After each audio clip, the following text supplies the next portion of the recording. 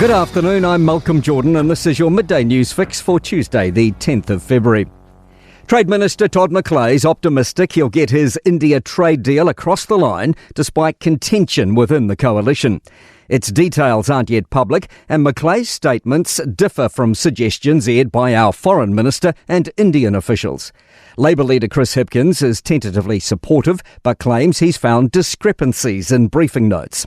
McClay says Winston Peters' opposition is no surprise and he'll sit and answer questions with Labour this week. We've seen supermajorities, bipartisanship in trade in almost every trade deal I can think of for a long time. I don't expect this will be different. Electricity companies are endorsing plans for a new liquefied natural gas terminal aimed at bolstering our energy security. The multi-million-dollar Taranaki facility is expected to save each household about $50 a year.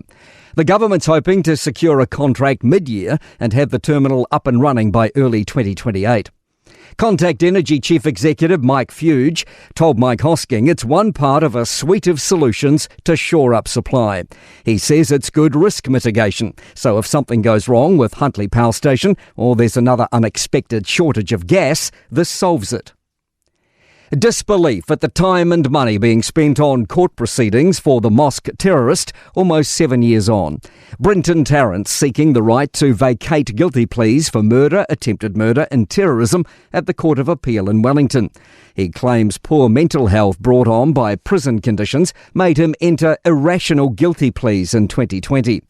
Rosemary Omar, whose 26-year-old son Tarek was killed in the attack, says it feels ridiculous to be sitting in court listening to the gunman. It should just be severed. He should just stop. Just trying to manipulate the whole system. And I'm just sort of saying, what a waste of money for the country as well. You know, just how much is this costing? A packed calendar of events across the country is set to ramp up with new government funding. It's part of a $70 million major events and tourism package spanning sport, food, culture and innovation. Among the list is a $200,000 injection for Wellington on a Plate and boosts for Tauranga's Ames Games, Nelson's Arts Festival and Winterfest in New Plymouth. Speaking in Wellington this morning, Tourism and Hospitality Minister Louise Upston says the investments will bring economic benefits nationwide. When the events are on, we know that the ripple effect is enormous, and that's exactly what we want to see. It's all about how do we bring more customers for our businesses. Hopes Air New Zealand's pay dispute with cabin crew is resolved soon. Flights have been cancelled for almost 10,000 long-haul customers flying internationally because of strike action on Thursday and Friday. Air New Zealand Chief People Officer Nikki Dines says they're nearing a deal. The next step is facilitated bargaining, so that will help us, I think, to work through what the gap is.